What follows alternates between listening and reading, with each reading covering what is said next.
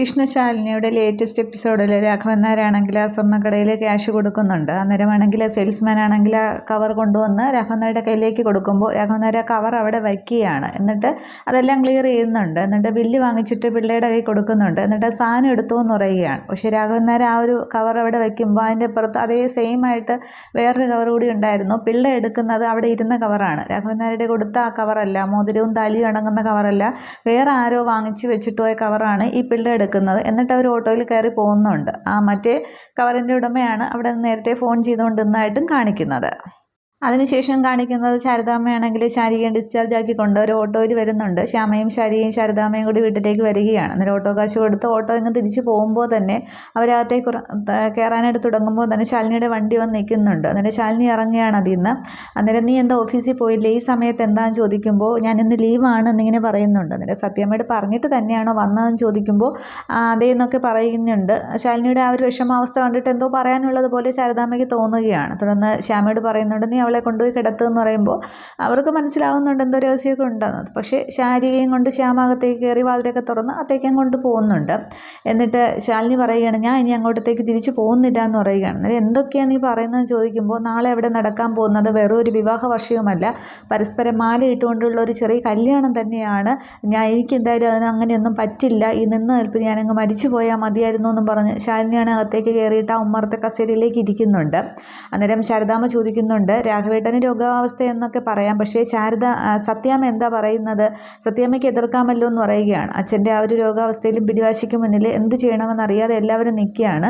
ഇത് മുടക്കാം എന്നൊക്കെ എല്ലാവരും പറയുന്നുണ്ട്, പക്ഷേ എങ്ങനെ എപ്പോൾ എന്നൊന്നും പറയുന്നില്ല. അതുകൊണ്ടാണ് ഞാൻ പറയുന്നത് ഞാൻ ഇനി തിരിച്ചു പോണില്ല. അന്നേരം ശാരദാമ്മ പറയുന്നുണ്ട് അത് രാഘവേട്ടൻ്റെ രോഗാവസ്ഥയിൽ രാഘവേട്ടനല്ലേ കാര്യങ്ങൾ അറിയാതുള്ളൂ, ബാക്കി എല്ലാവർക്കും കാര്യങ്ങൾ അറിയാമല്ലോ എന്ന് ചോദിക്കുകയാണ്. അന്നേരം ശാലിനിക്ക് ദേഷ്യം വരുന്നുണ്ട്. പിന്നെ അമ്മ എന്താ പറഞ്ഞു വരുന്നത്, എൻ്റെ വിഷ്ണുവേട്ടൻ്റെ സ്ഥാനത്ത് വിഷ്ണുവേട്ടനെ തള്ളിക്കളയാനോ കൊച്ചാക്കാനോ ഞാൻ എന്തായാലും തയ്യാറല്ല. ആ ഒരു ഓർമ്മകളിലാണ് ഞാൻ എന്നും ജീവിക്കുന്നത്. അപ്പോൾ മറ്റൊരാളുടെ മുമ്പിൽ മറ്റൊരാളുടെ ഭാര്യയായിട്ട് അഭിനയിക്കാനായിട്ട് എന്നെക്കൊണ്ട് എന്തായാലും കഴിയില്ല. അതിലും ഭേദം ഞാനങ്ങ് മരിച്ചു പോകുന്നത് തന്നെയാണ്. ഞാനിവിടെ നിന്നോളാം, വേണമെങ്കിൽ പട്ടിണി കിടന്ന് മരിച്ചോളാം, പക്ഷേ ഇതിന് അതിലൊന്നും തള്ളിക്കളയാനായിട്ട് തള്ളി പറയാനോ ഒന്നിനും എനിക്ക് കഴിയില്ല എന്നിങ്ങനെ ഞാൻ തിരിച്ചു പോകണില്ല എന്നുള്ളൊരു വാശിയിൽ തന്നെ ശാലിനി നിൽക്കുകയാണ്. അന്നേരം ശാരദാമ്മ പറയുന്നുണ്ട് നീ ഇങ്ങനെയൊക്കെ പറഞ്ഞാൽ എങ്ങനെ ശരിയാവും എന്നും പറഞ്ഞ് ശാരദാമ്മ ആശ്വസിപ്പിക്കാൻ ശ്രമിക്കുന്നുണ്ട്. പക്ഷേ ശാലിനി ഒരു തരത്തിലും കേൾക്കുന്നില്ല. അവരിങ്ങനെ സംസാരിച്ചുകൊണ്ട് നിൽക്കുമ്പോഴാണ് രാഘവൻ നായർ ഓട്ടോയിൽ ആ സ്വർണ്ണക്കടയിൽ പോയിട്ട് അതുവഴി വരുന്നത്. രാഘവേട്ടൻ എന്ന് പറഞ്ഞുകൊണ്ട് ശാരദാമ്മ അങ്ങോട്ട് മുറ്റത്തേക്ക് ഇറങ്ങി ചെല്ലുന്നുണ്ട്. പിന്നാലെ ശാലിനിയും ചെല്ലുകയാണ്. അന്നേരം മോൾ ഇവിടെ ഉണ്ടായിരുന്നോ, ഞാൻ കയറിയിരിക്കാനൊന്നും പറയേണ്ടതിനുള്ള സമയമൊന്നുമില്ല, ഞാൻ നാളത്തെ കാര്യം പറയാനായിട്ട് വന്നതാണ് എന്ന് പറയുമ്പോൾ ശാരദാമ്മ ചോദിക്കുന്നുണ്ട് ഇതൊക്കെ വലിയ ആഘോഷമായിട്ട് വേണോ, വിഷ്ണുവിൻ്റെയും ശാലിനിയുടെയും പേരിൽ അമ്പലത്തിൽ എന്തെങ്കിലും വഴിപാട് നടത്തിയാൽ പോലെയും ചോദിക്കുകയാണ്.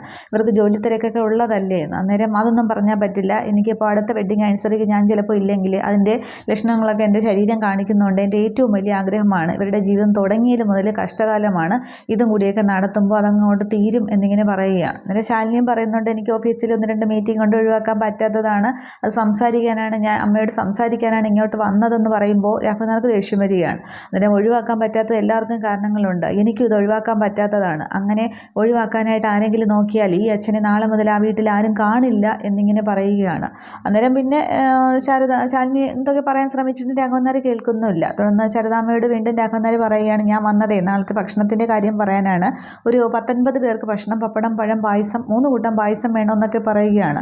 അന്നേരം ഇത്രയൊക്കെ വേണമെന്നൊക്കെ ശാരദാമ്മ ചോദിക്കുന്നുണ്ട്. എന്നിട്ട് ശാരദാമ്മ പറയുകയാണ് അത് രാഘവേട്ട ശാരീരിക സുഖമില്ലായിരിക്കുകയല്ലേ, അപ്പോൾ എനിക്ക് അങ്ങോട്ടത്തേക്ക് വരാനായിട്ട് പറ്റില്ല എന്ന് പറയുകയാണ്. അപ്പോൾ ശാരദാമ്മ നമ്മളെ മനഃപൂർവ്വം ഒഴിവാക്കുകയാണല്ലേ, ആ ശരി ആയിക്കോട്ടെ, എങ്കിൽ ഞാൻ വേറെ ആരെങ്കിലും ഏൽപ്പിച്ചോളാം, അപ്പോൾ നമ്മൾ പോവുകയാണ്, മോൾ വന്നേന്നും പറഞ്ഞ് ശാലിനി വിളിക്കുകയാണ്. അന്നേരം ഞാൻ വന്നോളാമെന്ന് ശാലിനി പറയുന്നത് ഇങ്ങോട്ട് വന്നേന്നും പറഞ്ഞ് ശാലിനി ബലമായിട്ട് പിടിക്കുന്നുണ്ട്. രാഘവൻ നായർ പിടിക്കുകയാണ്. ശാലിനിക്ക് എത്ര എതിർത്തിട്ടും സാധിക്കുന്നില്ല. അന്നേരം ഓട്ടോ വെയിറ്റ് ചെയ്യണം, ഇങ്ങോട്ട് വന്നേന്നും പറഞ്ഞ് പിടിച്ച് ഓട്ടോയ്ക്കകത്തേക്ക് ഇങ്ങോട്ട് ബലമായിട്ട് പിടിച്ചും കൊണ്ടു ഇരുത്തുകയാണ്. എന്നിട്ട് പിള്ളയോട് പറയുന്നുണ്ട് താൻ എന്താ നോക്കിക്കൊണ്ടിരിക്കുന്നത്, ഇങ്ങോട്ട് പാടുമെന്ന് പറയുകയാണ്. എന്നാൽ പിള്ള ആ ഓട്ടോയിൽ ഫ്രണ്ടിലേക്ക് കയറുന്നുണ്ട്. അന്നേരം ശാലിനി പെട്ടെന്ന് പറയുന്നുണ്ട് എൻ്റെ ഫോൺ എടുത്തില്ല എന്നും പറഞ്ഞ് ഇറങ്ങാനുള്ള ശ്രമത്തിലാണ്. അന്നേരം ശാരദാമ്മയെ ഫോൺ ഇങ്ങോട്ട് എടുത്തേന്ന് പറയുമ്പോൾ ശ്യാമ ഇറങ്ങി വന്ന് നോക്കുന്നുണ്ട്. ഇതൊക്കെ ശ്യാമ ഇതെല്ലാം കേട്ടുകൊണ്ട് നിൽക്കുകയാണ്. അന്നേരം ശ്യാമയോട് ഫോൺ കൊണ്ടുവരാൻ പറയുമ്പോൾ ശ്യാമ എടുത്തുകൊണ്ട് ഓട്ടോയ്ക്കകത്തേക്ക് കൊടുക്കുന്നുണ്ട്. ശാലിനിക്ക് അതിൽ നിന്ന് ഇറങ്ങാനും കഴിയുന്നില്ല. കഴിയുന്നില്ല, ശാരദാമ്മയ്ക്ക് തടയാനും കഴിയുന്നില്ല. അന്നേരം പെട്ടെന്ന് പോവാം, നാളെ ശാരദാമ്മ രാവിലെ അങ്ങോട്ട് എത്തിയേക്കണേ എന്നൊക്കെ ഓട്ടോയിൽ നിന്ന് പറഞ്ഞിട്ട് ശാലിനിയും കൊണ്ട് പോവുകയാണ്. അന്നേരം ശാരദാമ്മ ഇനി എന്ത് ചെയ്യുമെന്നും പറഞ്ഞ് ഇങ്ങനെ വിഷമിച്ച് നിൽക്കുമ്പോൾ ശ്യാമ ചോദിക്കുകയാണ്, അപ്പോൾ വെഡിങ് ആനിവേഴ്സറി നടക്കുമല്ലേ എന്ന്. പിന്നെ കയറിപ്പോ അകത്ത്, അവളുടെ ഒരു വെഡിങ് ആനിവേഴ്സറി എന്നും പറഞ്ഞ് ശാരദാമ്മ ആകെ അങ്ങോട്ട് ദേഷ്യപ്പെടുകയാണ്. ശ്യാമ പേടിച്ചങ്ങ് അകത്തേക്ക് കയറി പോകുന്നുണ്ട്. ശാരദാമ്മ വിഷമിച്ച് നിൽക്കുകയാണ്. അന്ന് രാത്രിയാണെങ്കിൽ ശിവനും കമലിനും കൂടി പ്രകാശ് താമസിക്കുന്ന ആ ഒരു വീട്ടിലേക്ക് എത്തുന്നുണ്ട്. അന്നേരം ശിവേട്ടൻ എന്തായി രാത്രിയില്ലെന്ന് ഈ സമയത്തും ചോദിക്കുമ്പോൾ, എൻ്റെ ഒരു പെങ്ങളുണ്ട് ചന്ദ്ര, അവളുടെ ജീവിതം നോക്കി നടന്നിട്ട് ഇപ്പോൾ ഉറക്കം കളഞ്ഞിരിക്കുകയാണെന്നൊക്കെ പറയുന്നുണ്ട്. അന്നേരം അത് പിന്നെ ചന്ദ്രയുടെ അച്ഛൻ്റെ പിന്നെ ദേഷ്യമൊക്കെ ഒന്ന് ആറി തണുത്തിട്ട് എന്ന് പറയുകയാണ്. അന്നേരം ശിവനങ്ങോട്ടും ദേഷ്യമൊക്കെ വരുന്നുണ്ട്. എന്നിട്ട് പറയുകയാണ്, ഞാനിപ്പോൾ പിന്നെ അവളെ വേറെ സ്ഥലത്ത് കൊണ്ടുവന്ന് മാറ്റി താമസിപ്പിച്ചിരിക്കുകയാണ്. പിന്നെ എൻ്റെ അച്ഛൻ്റെ പാതി ഇതേ നീ കണ്ടിട്ടുള്ളൂ, പാതി ദേഷ്യമേ നീ കണ്ടിട്ടുള്ളൂ. അപ്പോൾ മുഴുവൻ 916 സാധനം പുറത്തെടുത്താൽ നീ പിന്നെ പേടിച്ചു ഓടുമല്ലോ. അതിന് എല്ലാവരും പറയുന്നത് അച്ഛൻ്റെ പാതി ചങ്കുറ്റമേ എനിക്ക് കിട്ടിയിട്ടുള്ളൂ എന്നാണ്. ഇപ്പോൾ പെട്ടെന്ന് തൊണ്ടണ്ട് അങ്ങനെയൊക്കെ തന്നെയാണ്, പക്ഷെ അത് കണ്ട് പേടിച്ച് മാറി നിൽക്കാനായിട്ട് സാധിക്കില്ലല്ലോ എന്ന് പറയുകയാണ്. അന്നേരം കമലനും പറയുന്നുണ്ട്, ആശാനുണ്ട്, ഞാനുണ്ട്, പിന്നെ നമ്മുടെ നിയമമുണ്ട്, എല്ലാം കൂടെ ഉണ്ട് എന്നൊക്കെ പറയുമ്പോൾ പിന്നെ എത്രയും പെട്ടെന്ന് വിവാഹം കഴിക്കണമെന്നൊക്കെ ശിവനും കമലിനും പറയുമ്പോൾ പ്രകാശനാണെങ്കിൽ പേടി കൊണ്ടാണ് പറയുന്നത്. അത് പിന്നെ ചന്ദ്രയുടെ അച്ഛൻ്റെ ദേഷ്യമൊക്കെ ആറി തണുത്തിട്ട് പോരെ, ഒരു സാവകാശം കിട്ടിയിട്ട് പോരെയും ചോദിക്കുകയാണ്. ഞാൻ കമലം പറയുന്നുണ്ടോ, അപ്പോൾ ദേഷ്യമൊക്കെ ആറ് തണുത്തിട്ട് കല്യാണം കഴിക്കാതിരിക്കുകയില്ലേ, അപ്പോൾ ഇത് നടക്കുന്നത് തന്നെയെന്ന് പറയുകയാണ്. അന്നേരം നിൻ്റെ ഭാഗത്തുനിന്ന് കൃത്യമായിട്ടുള്ള ഉറപ്പ് കിട്ടിയാലേ എനിക്ക് മുന്നോട്ട് പോകാനായിട്ട് സാധിക്കുകയുള്ളൂ, നിന്നെ കെട്ടിയില്ലെങ്കിൽ ചത്ത് കളയെന്ന് പറഞ്ഞിരിക്കുന്നൊരു പെങ്ങൾ എൻ്റെ വീട്ടിലുണ്ട്, അവളോടുള്ള ഇഷ്ടം എന്തെങ്കിലും നിൻ്റെ ഭാഗത്തുനിന്ന് കുറഞ്ഞാൽ അച്ഛൻ കൊല്ലുമെന്ന് പറയത്തേ ഉള്ളൂ, പക്ഷേ കൊന്നു കാണിക്കുന്നവനാണ് ഈ ശിവൻ എന്നൊക്കെ ഇങ്ങനെ പറയുന്നുണ്ട്. അന്നേരം നിനക്കെന്താ ഇങ്ങനെ ഒരു സ്ട്രോങ് ആയിട്ട് തീരുമാനം എടുക്കാൻ പറ്റാത്തതെന്ന് ചോദിക്കുമ്പോൾ, പേടിച്ചിട്ടാ ശിവേട്ടാന്ന് ഇങ്ങനെ പ്രകാശം പറയുന്നുണ്ട്. അന്നേരം ഒറ്റ അടി വെച്ച് തന്നുണ്ടല്ലോ എന്നൊക്കെ ഇങ്ങനെ ശിവൻ പറയുകയാണ്. അങ്ങനെ കമലിനും ഒക്കെ പറയുന്നുണ്ട്. അന്നേരവും പ്രകാശം പറയുന്നത് എല്ലാമൊക്കെ നാറി തണുത്തിട്ട് പതുക്കെ ദേഷ്യമൊക്കെ തീർന്നിട്ട് സാവകാശം എന്നൊക്കെയാണ്. പക്ഷേ ഇവർ സമ്മതിക്കുന്നില്ല, ഇവിടെ തന്നെ വേണമെന്നും പറഞ്ഞ് നിൽക്കുകയാണ്. ഒന്ന് കമലം പറയുന്നുണ്ട്, ഇപ്പോൾ ഈ കല്യാണം കഴിച്ച് ഇവിടെ നിന്നാലല്ലേ പ്രശ്നമുള്ളൂ, പ്രകാശനാണെങ്കിൽ വേറെ എവിടെ ചെന്നാലും ഹോസ്പിറ്റലിൽ ജോലി കിട്ടുമല്ലോ, അപ്പോൾ ഇവരെ കല്യാണം കഴിപ്പിച്ച് വേറെ എവിടേക്കെങ്കിലും അയച്ചാലോ ആശാനെന്നൊക്കെ ഇങ്ങനെ കമലം ചോദിക്കുന്നുണ്ട്. അന്നേരം എന്തൊക്കെയായാലും ഇവൻ്റെ ഭാഗത്തുനിന്ന് ഒരു ഉറപ്പ് വേണ്ടേ, ഒരു വ്യക്തമായ വാക്ക് വേണ്ട, എങ്കിലല്ലേ മുന്നോട്ട് പോകാൻ പറ്റുകയുള്ളൂ എന്നൊക്കെ പറയുമ്പോൾ വീണ്ടും പ്രകാശം ഇങ്ങനെ സംശയിച്ച് നിൽക്കുകയാണ്. അന്നേരം ശിവനെ അവസാനം പറയുന്നുണ്ട്, നന്നായിട്ടൊരു എൻ്റെ പെങ്ങളെ കൈയൊഴിയാണ് തീരുമാനം എന്നുണ്ടെങ്കിൽ ഇതിന് ഞാൻ വെച്ചേക്കില്ല, ബാക്കി നീ എന്താണെന്ന് വെച്ചാൽ ആലോചിച്ച് തീരുമാനിച്ച് വാ, നമുക്ക് ഇവിടെ നിന്ന് പോകാമെന്നും പറഞ്ഞുകൊണ്ട് കമലിനെയും വിളിച്ചുകൊണ്ട് പോകുന്നുണ്ട്. അന്നേരം ശിവേട്ടാന്നൊക്കെ പ്രകാശം വിളിക്കുന്നുണ്ട്. പക്ഷേ പ്രകാശന് ചന്ദ്രയുടെ ഇഷ്ടക്കുറവൊന്നുമില്ല, ആ ഒരു മഹേന്ദ്രൻ്റെ ആ ഒരു ചെയ്തികളൊക്കെ പേടിച്ചിട്ടാണ് പിടിച്ച് കൊണ്ടുപോയി കെട്ടിയിട്ടതും ആ ഒരു കൊല്ലാനൊക്കെ ആളെ വിട്ടതും ആ ഒരു പേടി കൊണ്ടാണ് പ്രകാശൻ അങ്ങനെയൊക്കെ സംസാരിക്കുന്നത്. അതിനുശേഷം രാത്രിയാവുന്നുണ്ട്. രാഘവൻ നായർ ശാലിനിയെ കൂട്ടി വീട്ടിലേക്ക് എത്തുമ്പോൾ ഓട്ടോയിൽ നിന്ന് ഇറങ്ങിയിട്ട് അവൻ്റെ ജീപ്പ് കാണുന്നില്ലല്ലോ, വിഷ്ണു എത്തിയില്ലേ, വിഷ്ണു എവിടെ പോയി എന്നൊക്കെ ചോദിക്കുമ്പോൾ ശാലിനി ആ ക്ഷമ കെട്ട് നിൽക്കുകയാണ്. എന്നിട്ട് അവരകത്തേക്ക് കയറുന്നുണ്ട്. അന്നേരം ഞാൻ ശാരദാമ്മയുടെ വീട്ടിൽ പോയിരുന്നു നാളത്തെ അത് കാര്യം പറയാനായിട്ട്, അപ്പോൾ ശാലിനിയും കൂടെ കൊണ്ടുപോകുന്നു എന്നൊക്കെ പറയുകയാണ്. അന്നേരം ശാരദാമ്മ പറയുന്നുണ്ട്, രണ്ടായിട്ട് പോയെങ്കിലും ഒരുമിച്ച് വന്നല്ലോ. പക്ഷേ ഭക്ഷണത്തിൻ്റെ കാര്യം കേൾക്കുമ്പോൾ സത്യഭാമ ചോദിക്കുന്നുണ്ട്, അന്നേരം നാളത്തെ ചടങ്ങ് നടത്തിയോ അല്ലേ ചോദിക്കുകയാണ്. അന്നേരം അല്ലാതെ പിന്നെ ആരും എന്നെ എതിർക്കാൻ നോക്കണ്ട, എനിക്ക് നടത്തണമെന്ന് പറയുകയാണ്. അന്നേരം വിഷയം മാറ്റാനെന്നോണം പെട്ടെന്ന് ശാരദാമ്മ സത്യഭാമ ശാരീരിക്ക് എങ്ങനെയുണ്ട് എന്ന് മോളെ എന്നിങ്ങനെ ശാലിനിയോട് ചോദിക്കുകയാണ്. അന്നേരം ശാലിനി പറയുന്നുണ്ട്, എല്ലാവർക്കും അവരവരുടെ വാശിയാണല്ലോ വലുത്, അതേപോലെ തന്നെയാണ് എല്ലാവരും, ശാരീരികയുടെ കാര്യം അതുപോലെ തന്നെയാണെന്നും പറഞ്ഞ് ശാലിനി അങ്ങ് പോകാൻ തുടങ്ങിയാണ് റൂമിലേക്ക്. അന്നേരവും രാഘവൻ നായർ വിടുന്നില്ല. അന്നേരം വിഷ്ണു വരാത്തത് എന്താ, വിഷ്ണു എവിടെ പോയി, ശാലിനി നിങ്ങൾ തമ്മിൽ എന്തെങ്കിലും പ്രശ്നമുണ്ടോ എന്ന് ചോദിക്കുകയാണ്. അന്നേരം സത്യഭാമ പറയുന്നുണ്ട്, അവർ തമ്മിൽ ഒരു പ്രശ്നമില്ല എന്ന് പറയുമ്പോൾ, ഭാമയെ ഞാൻ നിന്നോടല്ലല്ലോ ചോദിച്ചത്, അവരത് സംസാരിക്കുന്നില്ല, ചിരിക്കുന്നില്ല, കുട്ടികളെയും കൊണ്ട് പുറത്തു പോകുന്നില്ല, ഒന്നും ചിരിക്കുന്നില്ല, ഞാനിതൊക്കെ കാണുന്നുണ്ട്, എല്ലാവരും കൂടി എന്നെ മണ്ടനാക്കുകയാണെന്നും പറഞ്ഞ് രാഘവനാരാകെ ദേഷ്യത്തിലാണ്.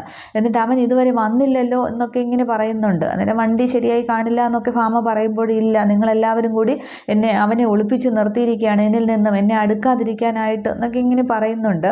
അന്നേരവും പിന്നെ വീണ്ടും ശാലിനിയോട് വിഷ്ണു എവിടെയും ചോദിച്ചുകൊണ്ട് നിൽക്കുമ്പോൾ ശാലിനിക്ക് അകപ്പാടെ ക്ഷമ നശിച്ച് നിൽക്കുകയാണ്. ശാലിനി ദേഷ്യം കടിച്ചമർത്തി നിൽക്കുകയാണ്. 1-2 വട്ടം അങ്ങ് മുകളിലേക്ക് പോകാൻ തുടങ്ങുമ്പോൾ രാഘവൻ നായർ, നിൽക്ക്, ഞാൻ പറയുന്നത് കേട്ടിട്ട് പോയാൽ മതി എന്ന് പറഞ്ഞ് പിടിച്ചു നിർത്തുകയാണ്. വിഷ്ണു എവിടെ എന്ന് പറഞ്ഞിട്ട്. അന്നേരം അല്ലെങ്കിൽ ഞാൻ പറയുന്നതെന്ന് ഒരു വിലയില്ലല്ലോ എന്നും പറഞ്ഞ് അങ്ങോട്ട് ദേഷ്യപ്പെടുന്നുണ്ട്. അന്നേരം പിള്ള പറയുന്നുണ്ട്, സാറേ എന്തൊക്കെയായി പറയുന്നതെന്ന്. അന്നേരം പിന്നെ അല്ലാതെ ഞാൻ എന്തോ പിന്നെ പറയേണ്ടത്, എൻ്റെ കാര്യങ്ങളൊന്നും കേൾക്കാത്ത, പറഞ്ഞാലും അനുസരിക്കാത്ത ഒരു കാര്യസ്ഥനെ എനിക്ക് വേണ്ട, താനും പോടോ പുറത്ത്, ഞാൻ എൻ്റെ മോനെ അന്വേഷിച്ച് പോവുകയാണ്, വല്ല റെയിൽവേ ട്രാക്കിലെങ്ങാനും ഞാൻ പോവും, അവിടെ ആദ്യത്തെ ട്രെയിനിൽ ചാടി ഞാനങ്ങ് ജീവിതം അവസാനിപ്പിക്കും, അപ്പോൾ ബലിയിടാനായിട്ട് എൻ്റെ മോൻ അങ്ങോട്ട് വരുമല്ലോ എന്നൊക്കെ പറഞ്ഞ് രാഘവൻ നായർ ഒരു ഭ്രാന്ത് പിടിച്ച അവസ്ഥ എന്ന പോലെ അങ്ങോട്ട് പെരുമാറുകയാണ്.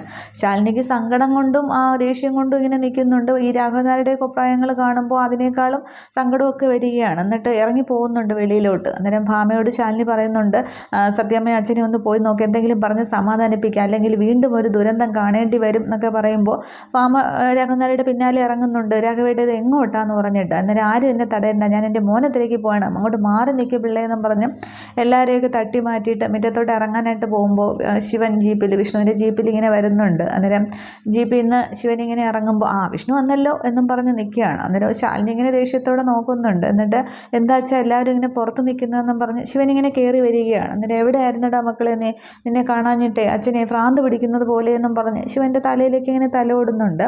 എന്നിട്ട് നിൻ്റെ വണ്ടി ശരിയായി കിട്ടിയോന്ന് ചോദിക്കുകയാണ്. അന്നേരം വണ്ടിക്ക് എന്താ എന്നും പറഞ്ഞ് ശിവൻ ഇങ്ങനെ ചോദിക്കുമ്പോൾ സത്യഭാമ പറയുന്നത് ഇങ്ങനെ ആംഗ്യം കാണിക്കുന്നുണ്ട്. അന്നേരം ശിവനത് പെട്ടെന്ന് മനസ്സിലാവുന്നുണ്ട്.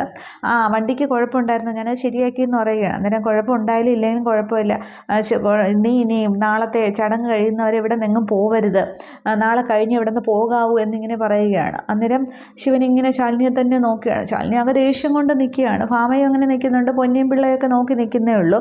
അന്നേരം നീ അച്ഛന് വാക്കുതാ, നാളത്തെ ചടങ്ങ് കഴിഞ്ഞ് ഇവിടെ നിന്ന് പോകത്തുള്ളൂ എന്ന് വാക്കുതാ എന്ന് പറയുമ്പോൾ ശിവനിങ്ങനെ ശാലിനിയെ തന്നെ നോക്കുകയാണ്. ശാലിനി ഒന്നും പറയാനാകാതെ നിൽക്കുന്നുണ്ട്. അതിന് വാക്കുതാടാ മോനെ എന്നിങ്ങനെ 2-3 വട്ടം ചില സങ്കടത്തോടെയൊക്കെ പറയുമ്പോൾ ശിവനാണെങ്കിൽ ഇങ്ങനെ അകന്നരുടെ കയ്യിലേക്ക് ഇങ്ങനെ കൈവയ്ക്കുന്നുണ്ട്. നാളെ ചടങ്ങ് കഴിഞ്ഞ് ഞാൻ ഇവിടെ നിന്ന് പോകത്തുള്ളൂ എന്ന് പറയുകയാണ്. അന്നേരം ശാലിനി ഇങ്ങനെ ആകെയല്ലോ തളർന്ന ഒരവസ്ഥയിലേക്ക് ഇങ്ങനെ ഭിത്തിയിലേക്ക് ഇങ്ങനെ ചാരി ഇങ്ങനെ നിൽക്കുന്നുണ്ട്. ശിവൻ ഇങ്ങനെ ശാലിനിയെ നോക്കുന്നുണ്ട്, പക്ഷേ ഒന്നും പറയാനും കഴിയുന്നില്ല.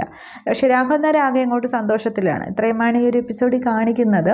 അപ്പോൾ അവിടെ ഒരു രാഘവൻ നായരുടെ അഭിപ്രായങ്ങൾക്ക് എല്ലാവരും അങ്ങ് കൂട്ട് നിൽക്കുകയാണ് ചെയ്യുന്നത്. ആർക്കും എതിർക്കാൻ പറ്റുന്നില്ല. രാഘവൻ നായർക്ക് എന്തെങ്കിലും സംഭവിക്കുമോ എന്നുള്ളൊരു പേടി കൊണ്ടൊക്കെയാണ് പക്ഷേ എല്ലാവരും കൂട്ടി നിൽക്കുന്നു. പക്ഷേ അവിടെ ആ ഒരു ചടങ്ങ് നടക്കാനായിട്ട് സാധ്യതയില്ല. ആ കവറ് മാറിയാണ് കൊണ്ടുവന്നിരിക്കുന്നത്. അതിൽ മോതിരവും താലിയൊന്നും അല്ല, വേറെ ആരോ വാങ്ങിച്ച എന്തോ ഒരു സാധനമാണ്. അപ്പോൾ സമയത്ത് അത് എടുക്കുമ്പോൾ അവിടെ ആ ചടങ്ങ് നടത്താനായിട്ട് സാധിക്കില്ല. അങ്ങനെ അത് മുടങ്ങുകയായിരിക്കും ചെയ്യുന്നത്. അതെന്താകും എന്നുള്ളത് കാണാം. പിന്നീട് പക്ഷേ ഇനി രാഘവൻ നായർ കാട്ടിക്കൂട്ടുന്ന കോപ്രായങ്ങളൊക്കെ ഉണ്ട്. വിഷ്ണുവിൻ്റെ സാധനങ്ങളൊക്കെ കൊണ്ടുവന്ന് ശിവന് കൊടുക്കുന്നതും അതൊക്കെ കണ്ട് ശാലിനി ആകെ വയലൻ്റ് ആവുന്നതൊക്കെയാണ്. അതൊക്കെ അടുത്ത എപ്പിസോഡിൽ കാണാം. Okay, thank you.